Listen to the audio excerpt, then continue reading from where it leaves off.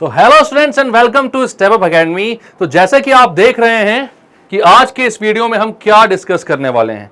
तो नाइन्थ जो है उसके एग्जाम्स खत्म हो चुके हैं, रिजल्ट आ चुका है, क्लास 10th में हम एंटर कर चुके हैं।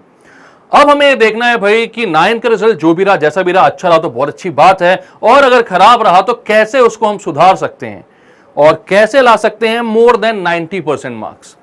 अब मोर देन 90% मार्क्स मैं हर उस स्टूडेंट के लिए बोल रहा हूं जो 10th में अपीयर कर रहा है, चाहे उसके 40% मार्क्स 9th में आए हों या फिर 80% मार्क्स आए हों, ठीक है। और इसके 90% मार्क्स आए थे, वो इस वजह से 99 98% मार्क्स तक पहुंच सकते हैं या फिर 100% मार्क्स भी ला सकते हैं उन सब्जेक्ट्स में जिसमें लाया जा सकता है। अब हो सकता है इंग्लिश में भी आप 100 में से 100 ला सको भाई, तो आप बिल्कुल उसकी तैयारी कर सकते हो। तो ये जो तरीका है, आपके जितने भी परसेंटेज मार्क्स आए होंगे, अगर इन वेज को आपने फॉलो कर लिया तो भाई 90 अबव तो पक्का ही है, ठीक है। तो चलो स्टार्ट करते हैं इस वीडियो को। तो सबसे पहले मैं डिस्कस करना चाहूंगा, कमेंट सेक्शन पर आप बताते रहना मेरे को जल्दी जल्दी कि 9th क्लास में आप लोगों ने कैसे पढ़ाई करी, क्या रिजल्ट रहा उसका, और अब आप क्या एक्सपेक्ट कर रहे हो अपनी क्लास 10th से। देखो क्या होता है, जब हम चेंजेस करते हैं, मतलब क्लासेस चेंज होती हैं, जब हम 8th से 9th में आते हैं तो वो एक बहुत ही ड्रास्टिक चेंज होता है। 8th में सिलेबस काफी कम होता है, स्टडीज काफी सॉफ्ट तरीके से आराम से चल रही होती हैं और हमें कोई दिक्कत का सामना नहीं करना होता। और जैसे ही हम 9th में आते हैं, चीजें पता नहीं क्यों अचानक से टफ लगने लगती हैं। फिजिक्स, केमिस्ट्री, बायो, यहां पर हमें समझ ही नहीं आता कि फिजिक्स में क्या पढ़ाया जा रहा है, बायो में क्या हो रहा है, 9th में अपनी केमिस्ट्री में क्या क्या चीजें आ चुकी है, नए नए सिंबल्स देखने को मिलते हैं, टेंशन हो जाती है। और फिर मैथ्स की बात करें तो मैथ्स में यार ज्योमेट्री इतने तगड़े तरीके से घुस जाती है कि दिमाग को हिलाकर रख देती है। देन मेंसुरेशंस की भी अच्छे अच्छे लेवल के क्वेश्चंस, लेवल जो है वो सडनली इंक्रीज हो जाता है जब आप 8th से 9th में आते हैं। ऐसा ही एक और बार आपके लाइफ में होता है जब आप 10th से 11th में जाते हो। 10th में भी चीजें आपको लगेंगी, जब आप 11th में जाओगे तो यार 10th अच्छा था, काफी अच्छा था, बट 11th में चीजें बहुत ही ड्रास्टिकली चेंज हो गई हैं। बट अभी ये जो ट्रांसफॉर्मेशन है आपका फ्रॉम 9 टू 10th, ये बहुत ज्यादा चेंजेस आपको नहीं देखने को मिलेंगे। यहां पर आपका जिस तरीके से 9th चल रहा था 10th भी वैसा ही चलेगा, बस जो कोर्सेज है, जो चीजें हैं वो काफी अलग होंगी। जैसे आप जब फिजिक्स पढ़ते हो तो काइनेमेटिक्स एंड ऑल पढ़ते हो 9th क्लास में, अब 10th में आपको इलेक्ट्रिसिटी वाला पोर्शन ज्यादा देखने को मिलेगा फिजिक्स में।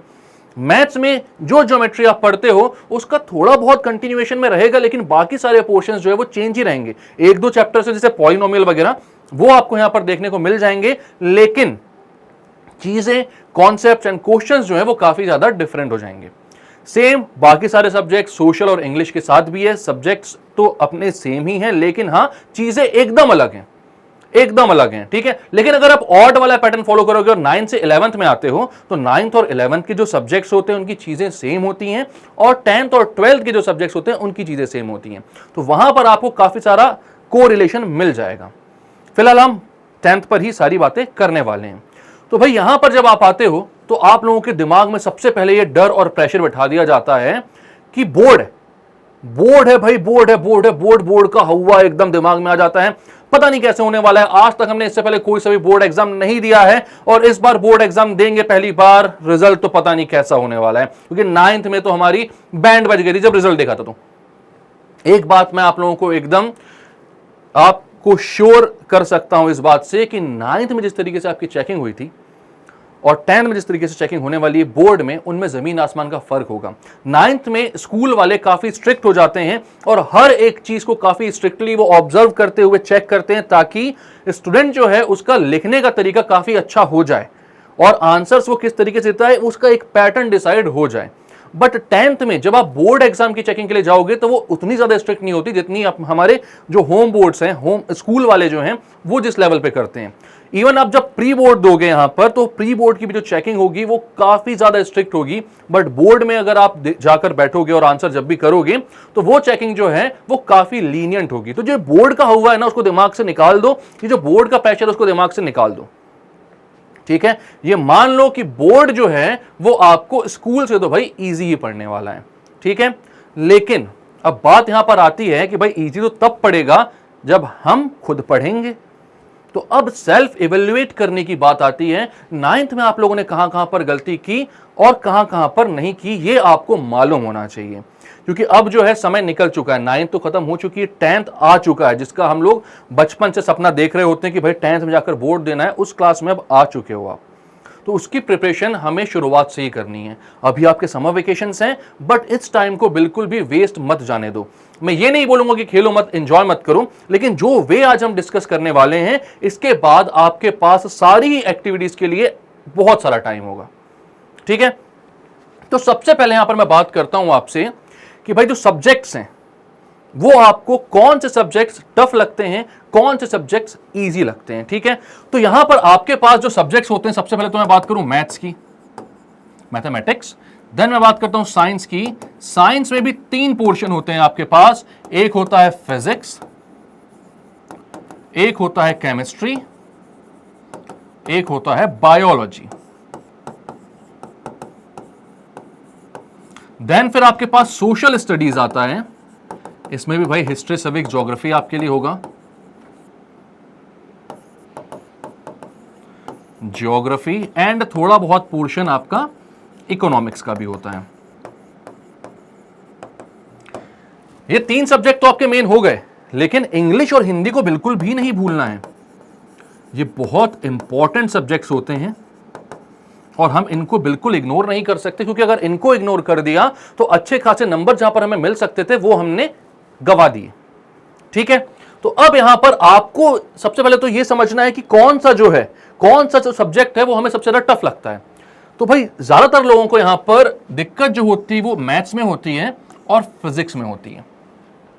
ठीक है, तो मैथ्स और फिजिक्स की वो तैयारी बहुत जोरों शोरों से करते हैं और बाकी सारे सब्जेक्ट्स को छोड़ देते हैं, और लास्ट में ऐसा हो जाता है कि मैथ्स फिजिक्स तो स्ट्रांग हो गए दोस्त, लेकिन सोशल स्टडीज में कंपार्टमेंट आ रही है, या फिर इंग्लिश और हिंदी में हमारे 30-40 नंबर आ रहे हैं, 50 नंबर आ रहे हैं, जो कि हमारे परसेंटेज को सीधे डाउन लेकर आ गया। तो यहां पर भाई इक्वल टाइम डिवीजन इन सारे सब्जेक्ट्स के लिए भी करना होगा आपको। ठीक है, अब मैं बात करता हूं किसी भी एक सब्जेक्ट को उठाकर, आप पढ़ते हो तो कैसा पढ़ते हो। एक टॉपिक आपने लिया, ठीक है, उसको आज आपने पढ़ लिया, तो भाई बिना कलम के किसी भी टॉपिक की पढ़ाई नहीं हो सकती। इस बात को दिमाग से निकाल दो कि भाई ओरली कोई चीज आप पढ़ सकते हो, बिल्कुल मैं मानता हूं, लेकिन ज्यादा देर तक वो आपके दिमाग में नहीं बैठेगी। तो आपको यहां पर क्या करना होगा, तो यहां पर सबसे पहले आपको नोट्स बनाने होंगे। ठीक है, तो सबसे पहला पॉइंट जो आपको यहां पर आना चाहिए वो ये होना चाहिए, भाई मेक योर ओन नोट्स। चाहे वो सब्जेक्ट मैथ्स हो, फिजिक्स हो, केमिस्ट्री हो, बायोलॉजी हो, हिस्ट्री, सिविक्स, ज्योग्राफी, इकोनॉमिक्स, मतलब सोशल, इंग्लिश या हिंदी, कोई भी सब्जेक्ट हो, कोई सा भी चैप्टर हो, कोई सा भी पोर्शन हो, हर के आपके खुद के नोट्स बनने चाहिए। अब नोट्स बनाना ना यार बड़ा ही मतलब ट्रिकी सा पोर्शन हो जाता है, यहां पर लोग टाइम वेस्ट कर जाते हैं। मतलब बहुत सारे ऐसे स्टूडेंट्स होते हैं, वो एक सहारा ले लेते हैं, क्या कर रहे हो, मम्मी पेरेंट्स जाके पूछते हैं बेटा क्या कर रहे हो, वो बोलते हैं मम्मा मैं नोट्स बना रहा हूं। और नोट्स कैसे बनाते हैं, वो नोट्स बनाते हैं भैया, बुक रखी है सामने, बुक को देखा लिख दिया, बुक को देखा लिख दिया। बिल्कुल गलत आदत है, किसी मतलब के नोट्स नहीं है वो। बुक को देख के लिखना, भाई बुक पढ़ ले यार, इससे अच्छा क्या मतलब पेन की इंक वेस्ट करने का, पेज वेस्ट करने का। ऐसे नोट्स नहीं बनेंगे, ना आप बनाएंगे। तो फिर कैसे नोट्स बनाएंगे सर, पूछिए आप मुझसे। नहीं पूछोगे तो भी बता रहा हूं इसी वीडियो में, अब कभी पूछोगे ना आप। देखो, आप लोगों को कभी भी नोट्स बनाना है तो सबसे पहले तो भाई चीजों को पढ़ो, कोई भी एक चैप्टर है उसको पढ़ो। ठीक है, सबसे पहले जो आप लोगों का एकदम क्रिस्टल क्लियर होना चाहिए वो होता है एनसीईआरटी। एनसीईआरटी की जो बुक है उसमें हमने एक चैप्टर उठाया, उसको एक बार पूरा का पूरा पढ़ा। ठीक है, उसके बाद हमें यह समझ में आ जाता है कि इसमें से कौन से पोर्शन इंपॉर्टेंट हैं, कौन से नहीं हैं। हमें जो भी लगता है कि ये पोर्शन इंपॉर्टेंट है उसको हम हाईलाइट कर सकते हैं। ठीक है, ये किस चीज के लिए बोल रहा हूं, जो थ्योरेटिकल सब्जेक्ट्स हैं उनकी बात मैं कर रहा हूं, कि जब भी आप सोशल पढ़ रहे हो, हिंदी पढ़ रहे हो, इंग्लिश पढ़ रहे हो, ठीक है, या सोशल में सारी चीजें की बात कर रहा हूं, इवन जब आप बायोलॉजी पढ़ रहे हो, केमिस्ट्री या फिजिक्स के सर्टेन पोर्शंस पढ़ रहे हो आप, तो आप पॉइंट्स को हाईलाइट कर दो, एक हाइलाइटर रखो साथ में, उन पॉइंट्स को हाईलाइट करते जाओ। ठीक है, उसके बाद अपने ही दिमाग में एक लैंग्वेज फ्रेम करो। आप जैसे एक पैराग्राफ पढ़ रहे हो कभी, तो आप ये सोचो कि इसमें ये पॉइंट्स जो ये इंपॉर्टेंट है, तो आपने एक बार पढ़ लिया, उसके बाद उसको देखो मत दोबारा, पढ़ो, दिमाग में बैठाने की कोशिश करो एंड देन उसके नोट्स प्रिपेयर करो।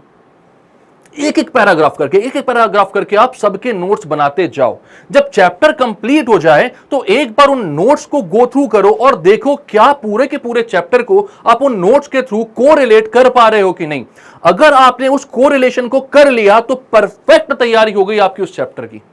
उसके बाद आप कभी भी किसी टॉपिक को सोचोगे ना तो वो जो नोट्स है ना वो उसकी फोटो बन जाएगी आपकी, और वो जो नोट्स की फोटो बन रही है ना वो आपको चैप्टर की फोटो के पर लेकर चला जाएगा और पूरा का पूरा जो चैप्टर है वो आपके दिमाग में उतर जाएगा। अगर आप ऐसे तैयारी करते हो तो बिल्कुल भाई आपका जो चैप्टर है उसका कोई भी जो चीज है, कोई भी पोर्शन है वो आपसे मिस नहीं होने वाला। आप बहुत शानदार तरीके से पूरी चैप्टर की सारी चीजों को याद रख सकते हो। ये पहली बात हुई, ठीक है। नोट्स बना लिए हमने, नोट्स बना लिए, लेकिन अब भाई बात रिवीजन की आती है, ठीक है। तो लोग रिवीजन जो पोर्शन है ना उसको बहुत अंत तक के लिए छोड़ देते हैं, जिसका कोई सेंस नहीं है। क्योंकि आज अगर आपने कोई चीज पढ़ी है और उसका रिवीजन आप 6 महीने बाद करने वाले हो तो वो रिवीजन नहीं है दोस्त, उसको फिर से तैयारी करना बोलते हैं। क्योंकि आप तब तक भूल चुके होंगे कि वहां पर क्या पढ़ा आपने। तो जो भी आप पढ़ रहे हो, जो भी आप नोट्स बना रहे हो, उनका रिवीजन उसी टाइम पर साथ में करते जाओ। अब आप ये सोच रहे होगे क्या सेंस हुआ इसका, आज ही पढ़ा है तो रिवीजन कैसे कर लें। भाई विजन एक बार, रिवीजन मतलब कि जब दोबारा पढ़ रहे हो, री लगाई उसलिए ना, तो जब भी आप दोबारा पढ़ रहे हो आप तो उसका रिवीजन हो रहा है। याद रखना जो भी टॉपिक आपने आज दिन में पढ़ा है, शाम को एक बार उसका रिवीजन कर लो, ठीक है। तो आप यहां पर बोलोगे भाई क्या, स्टडी प्लस रिवीजन, ये हमेशा पैरेलली चलना चाहिए, ये हमेशा पैरेलली चलना चाहिए, ठीक है। तो साथ साथ में पढ़ रहे हो, साथ में रिवीजन भी करते जा रहे हो आप, ये सारी चीजें आपकी साथ में होनी चाहिए, ठीक है। क्योंकि आपने आज जो पढ़ा अगर आपने शाम को रिवीजन कर लिया तो वो एक हफ्ते तक आप नहीं भूलने वाले। तो हफ्ता जब होने वाला ना उसके पहले फिर से पढ़ लो, नहीं भूलने वाले। उसके बाद महीने भर, महीने के पहले पढ़ लोगे, 6 महीने तक नहीं भूलने वाले, 6 महीने के पहले एक और बार देख लो उसको, साल भर नहीं भूलने वाले, और ऐसे करके वो आपका परमानेंट मेमोरी में फीड हो जाएगा। तो भाई जब आप पढ़ रहे हो साथ में रिवीजन करते चलो, इससे बेटर तरीका पढ़ाई का नहीं होता, ठीक है। अब अगर आप मैथ्स पढ़ रहे हो तो उसमें ये नोट्स बनाना, हाईलाइट करने का कोई मतलब नहीं होता, ठीक है। फिजिक्स पढ़ रहे हो और वहां पर भाई न्यूमेरिकल्स की बात हो रही है तो यहां पर भी आपको नोट्स बनाना और हाईलाइट्स करने का कोई मतलब नहीं होता। यहां पर मतलब होता है भाई किन चीजों का, तो यहां पर आप definitions, derivations, formula and questions related to them,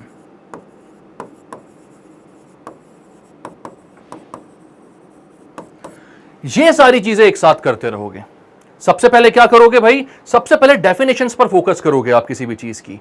उसके बाद क्या करोगे, तो उसके बाद डेरिवेशन पर। भाई एक चीज आपने डिफाइन करी, उसको फिर आपने डिराइव किया, देन फिर आप कहां पर जाते हो, फॉर्मूलाज पर। उस डेरिवेशन के बाद आप किस फॉर्मूले तक पहुंचे हो, फाइनल डिडक्शन क्या हुआ है आपका, वहां तक गए, और क्वेश्चंस रिलेटेड टू देम, ये अभी अपन आते हैं इस स्टेप तक। ये आपने क्या किया, सबसे पहले बुक से पढ़ा, डेरिवेशन आपने बुक से देखा, फॉर्मूला आपने देखा, देन आपने क्या किया, अपनी नोटबुक निकाली, डेफिनेशन को नोट किया, डेरिवेशन को नोट किया, फॉर्मूलाज को नोट किया। पहली बार में सही नहीं होगा, ठीक है, तो हम दूसरी बार करते हैं उसको, तब तक करो जब तक परफेक्ट ना हो जाओ। ये क्या हो गया आपका स्टडी प्लस रिवीजन पैरेलली हो गया।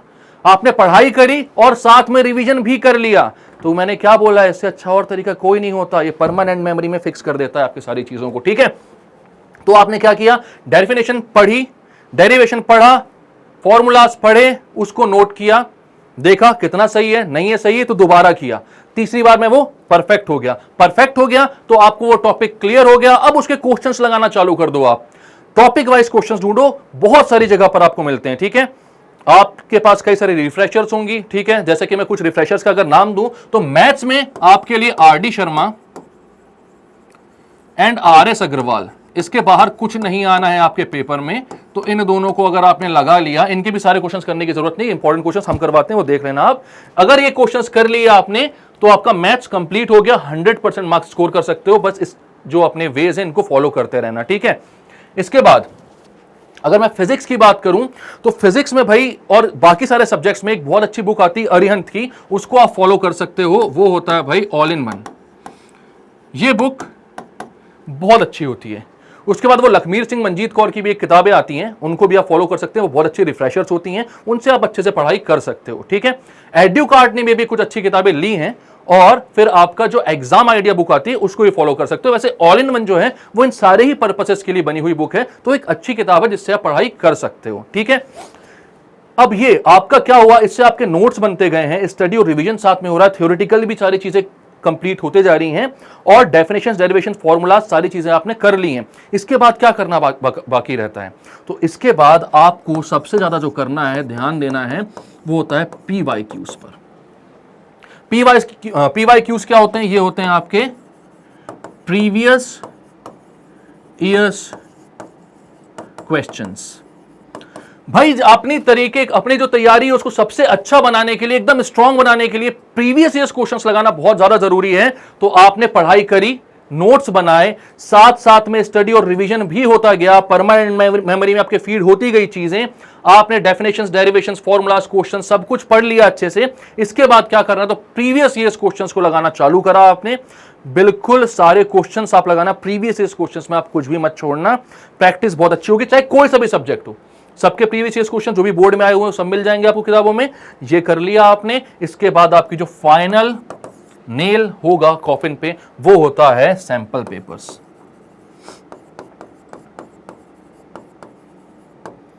तो प्रीवियस ईयर्स क्वेश्चंस के बाद जो सैंपल पेपर्स होते हैं, सीबीएसई कुछ सैंपल पेपर्स को ऑफिशियली लॉन्च करती है, और बाकी सारे सैंपल पेपर उसके जैसे जो हैं बहुत सारी जगह पर लोग आपको अवेलेबल करवा देंगे। सैंपल पेपर जो है वो स्टेप अप एकेडमी की वेबसाइट पर भी अवेलेबल होंगे, तो उनको भी आप चेक कर सकते हो। साथ में हमारे यहाँ मॉक टेस्ट भी आप दे सकते हो। तो इन सारी तैयारियों के बाद आपके 90% मार्क्स जो हैं वो 100% पक्के हैं। 90% मार्क्स 100% पक्के हैं, मतलब कि अगर इतना आपने कर लिया तो आप 90 अबव लेकर ही आओगे। ठीक है, और मैं सच बता रहा हूं, जब आप इतना करने बैठोगे ना, एक बार आपकी आदत लग गई कि आप क्या कर रहे हो, कोई भी चीज पढ़ रहे हो, देन उसका नोट बना रहे हो। ठीक है, और साथ में मतलब बनाते बनाते आपका रिवीजन भी चलते जा रहा है, क्योंकि एक बार में परफेक्ट नोट्स नहीं बनेंगे। आप क्या कर रहे हो, उनका को रिलेशन कर रहे हो। पहले तो आप परफेक्ट नोट बना रहे हो, देन को रिलेट कर रहे हो, क्या इन नोट से मैंने पूरे के पूरे चैप्टर को कवर कर लिया। अगर कर लिया तो वो नोट्स आपके परफेक्ट हो गए। अगली बार आपको लिखने की जरूरत नहीं पड़ेगी, सिर्फ नोट्स को एक बार मतलब गो थ्रू करो, उससे एक बार देख लो, और वो पूरा चैप्टर जो आपके दिमाग में घूम जाएगा। ठीक है, उसके बाद अगर आप एक न्यूमेरिकल वाला पोर्शन करने जा रहे हो या ऐसा सब्जेक्ट कर रहे हो जिसमें ज्यादा से ज्यादा क्वेश्चंस होते हैं, तो डेफिनेशंस, डेरिवेशंस, फॉर्मूलाज पर आप ध्यान दो, और उन सबको कॉपी में नोट करते हुए चलो। एक बार में परफेक्ट वो भी नहीं होगा, तो जब तक परफेक्ट ना हो जाए किसी भी टॉपिक से आगे मत बढ़ो। और हार्डली किसी भी सब्जेक्ट को करोगे आप, एक दिन में सारे भी सब्जेक्ट करते हो, तो भी आपको यहां पर बहुत ज्यादा टाइम देने की जरूरत नहीं पड़ेगी। एक एक चैप्टर करके आप चालू कर सकते हो। दिन बहुत होते हैं, अपने जो साल हैं उनमें बहुत दिन होते हैं, और ये सारी चीजें आप अगर फॉलो करते हो तो आधे ज्यादा सिलेबस जो है वो आप समर वेकेशंस में ही खत्म कर सकते हो, अगर दिन में मुश्किल से 4 से 5 घंटे देते हो तो भी। और 4 से 5 घंटे के बाद आपको यहां पर खेलने कूदने सब कुछ करने के लिए पूरा टाइम मिलेगा। उसके बाद सेल्फ इवैल्यूएशन आपको थोड़ा सा ये करना है बस, कि भाई हमने खुद से तो मेहनत कर ली है इतनी, अरे यार ये मक्खी तो एक है ना, एक साला कुछ अच्छा समझाते रहो तो मक्खियों को जरूर आना है यहां पर, हट रे चल बाहर। सेल्फ इवैल्यूएशन ये करना है कि क्या हमें किसी की गाइडेंस की जरूरत है, क्या हमें किसी की गाइडेंस की जरूरत है। तो आपके ऑनलाइन गाइडेंस के लिए तो हम हैं ही, साथ में अगर आपको लगता है कि भाई ऑफलाइन भी हमें गाइडेंस की जरूरत है, अगर आप भोपाल से हो तो आप हमें एमपी नगर में ज्वाइन कर सकते हो। आप हमें ऑनलाइन स्टूडेंट हो तो आपको बहुत ही बढ़िया डिस्काउंट मिलेगा, यहां पर कोई दिक्कत की बात नहीं है। और दूसरी बात, मैं खुद का प्रमोशन यहाँ पर करना नहीं चाहता लेकिन थोड़ा सा कर दिया। बाकी अगर आप कहीं से भी हो, आपको लगता है कि पर्सनल गाइडेंस की जरूरत है, तो आप हमारा वीडियो देखो, फ्री ऑफ कॉस्ट है, सारी चीजें मिलेंगी। अगर आपको ऑफलाइन गाइडेंस की जरूरत है तो आप बिल्कुल कोचिंग ज्वाइन कर सकते हो। ठीक है, टाइम और खुद को इवेल्युएट करने के बाद आप जरूर कोचिंग ज्वाइन करना, वरना आप इन तरीकों से पूरे मार्क्स तो लेकर आ सकते हो। लेकिन हाँ, कोचिंग ज्वाइन करने से एक सिस्टमैटिक आपका टाइम टेबल हो जाता है, एक फिक्स टाइम होता है जहां पर आप पढ़ोगे ही पढ़ोगे। अगर आपको ऐसा लगता है कि हाँ मैं खुद को एक टाइम यहां पर बताकर हर उस टाइम पर ये सारी चीजों को फॉलो कर सकता हूं, इतना डिसिप्लिन है मेरे अंदर, तो मत जाओ कोचिंग। लेकिन ऐसा लगता है कि नहीं भाई किसी की जरूरत है जो बोले ये बात कि पढ़ने बैठ जा बेटा तभी मैं पढ़ाई करता हूं, तो फिर कोचिंग ज्वाइन करो। और साथ में सेल्फ स्टडी में ये वाला पैटर्न आप फॉलो करते हुए चलो, आपके 90% मार्क्स आएंगे ही आएंगे। ठीक है, लास्ट में PYQs और सैंपल पेपर्स का जो रोल होता है वो बहुत ज्यादा इंपॉर्टेंट होता है। कोशिश करना कि अक्टूबर तक आपका पूरा सिलेबस खत्म हो जाए हर एक सब्जेक्ट का, उसके बाद आप ये PYQs और सैंपल पेपर्स में ही चालू कर दो सब कुछ सॉल्व करना, एंड देन रिवीजन का एम्पल ऑफ टाइम आपके लिए बचा होगा। हम यहां पर स्टेप अप एकेडमी में अक्टूबर से पहले क्वेश्चंस खत्म करवा देंगे और कोशिश रहेगी कम से कम 3 से 4 बार आपको पूरा का पूरा सिलेबस यहां पर हम रिवाइज करवा दें।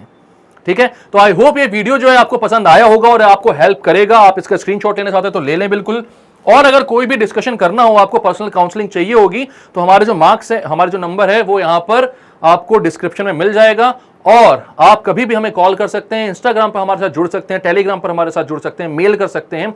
जो भी आपकी डाउट्स होंगी उनको यहां पर मैं 100% क्लियर करूंगा।